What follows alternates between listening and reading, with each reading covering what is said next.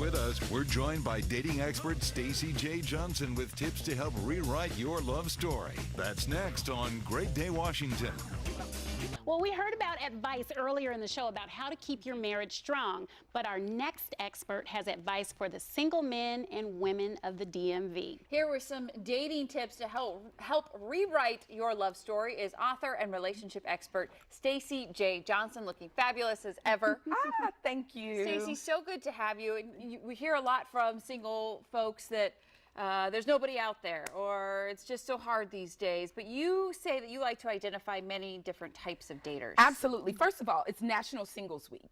Oh, Yes. perfect. Congratulations, singles. And it's not a week that we honestly say, oh my God, But what we do is we honor singles. And this week is National Singles Week. So hi, singles. Happy National Singles Week. So absolutely, my opinion is that we're all born with a love story. We've inherited. Okay, it comes from things that we've seen as a child. It comes from our own experiences. It comes from TV or music we listen to. But in my opinion, there comes a time where you have to say, I don't want that inherited love story. I want to rewrite my love story. And that comes with confronting anything that's happened to you when you were younger that may have been that moment that you don't realize that you disconnected from love, which then the result of it is a lot of bad relationships. Not bad people, but bad relationships. I do believe that you do, honestly, 9 times out of 10, run into some good daters, okay? But then, of course, because of choices and things that they've seen, the relationship ends up going awry. So the first kind of dater, I like to say, honestly, that we possibly have inherited from what we've seen or what we've experienced is you're self-sabotaging that dater.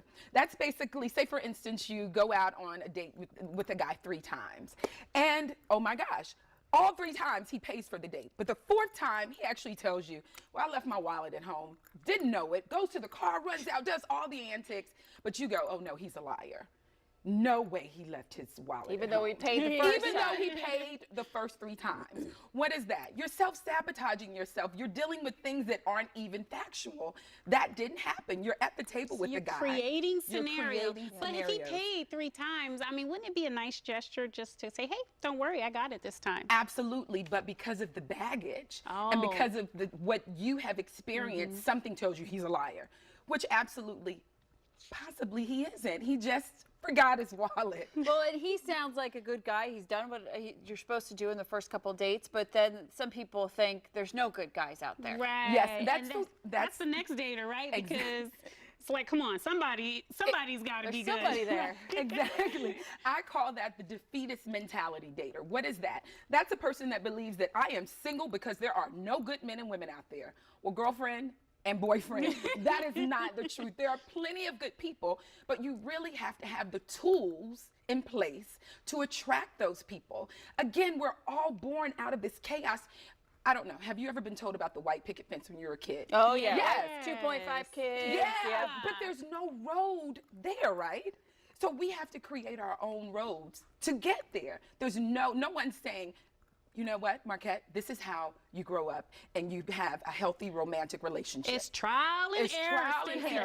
So what I say is, why not come in and learn the tools to have and attract but healthy what I'm romantic hearing you say is you have to be self-aware. It can't be a country of 300 million people and there's not anybody for you. I'm not trying to be harsh. So you also have the misguided dater. Tell me about that. The misguided dater is, oh, I want an adventurous man. I want someone who gives me life experiences and, shows me nice things. Well, are you adventurous? Are you showing yourself nice things? Are you taking yourself out to dinner? Are you going to museums? Sounds all well and grand, but you know what I'm saying? Who are you? You have to become. In life, we attract who we are. So if you're attracting a guy who just wants to take you out to dinner and to the movies, that's probably because the dates that you take yourself on are out to dinner and to the movies. So that is what I call the misguided dater.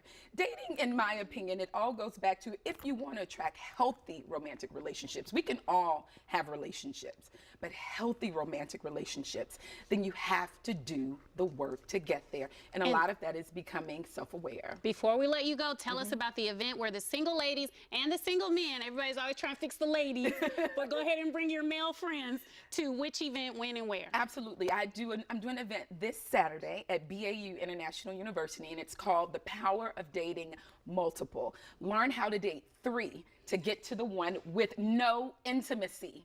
Right. No intimacy. Can okay? you hold hands? Can you can hold hands. Okay. But all nothing right, beyond that. You have to get to the point in life where you say, if I'm going to be intimate with someone, then it has to be someone who has shown themselves dependable, inspiring, complimentary, and enhancing. Absolutely. Instead of jumping in too soon and ending up out of a relationship before one even starts. Stacii Jae Johnson, thank you so much. Such great advice. We always love having you on. Thank you so much. Oh, and go online, guys. I have a new book coming out. Yes, it's available today on Amazon. Absolutely. Go check online. out her book. We'll my post website. it on our website, and we'll be right back. Yes. The Ronald McDonald House.